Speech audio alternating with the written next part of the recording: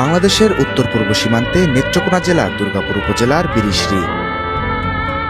প্রকৃতির এক অনন্য সৃষ্টি, যেখানে ইতিহাস, ভূতত্ত্ব আর সৌন্দর্য একসঙ্গে মিশে তৈরি করেছে এক অসাধারণ পর্যটন গন্তব্য। আজ আমরা জানাবো চীনামাটির পাহাড়, বিজয়পুর জিরো পয়েন্ট ও সোমেশ্বরী নদীর গল্প।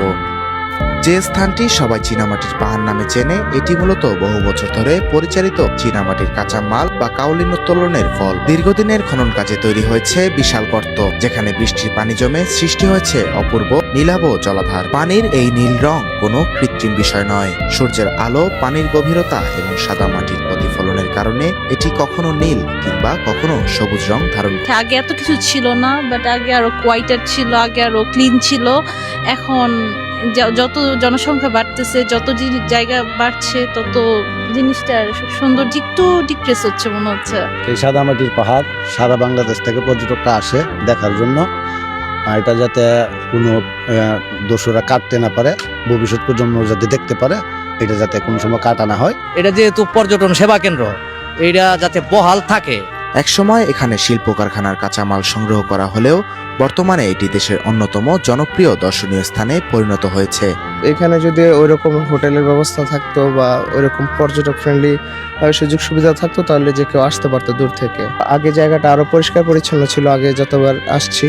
এবার মনে হয়েছে যে হয়তো একটু ব্যবস্থাপনার ঘাটতি আছে।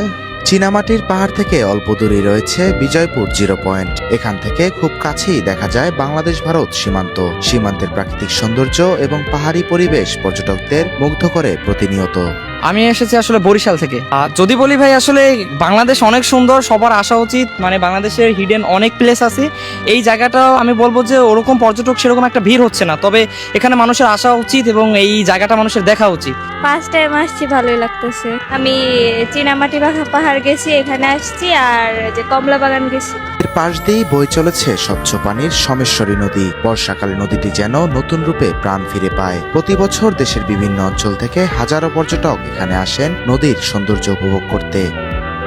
নদীতে ঘুরে দেখার জন্য রয়েছে বোটের ব্যবস্থা। চাইলে নির্ধারিত ভাড়ায় বোট নিয়ে নদীর বুকে ভ্রমণ করতে পারেন। প্রাকৃতিক সৌন্দর্য, ইতিহাস আর সীমান্তের অনন্য পরিবেশ, সবকিছু মিলিয়ে বিরিশিরি সত্যি এক অসাধারণ ভ্রমণ গন্তব্য।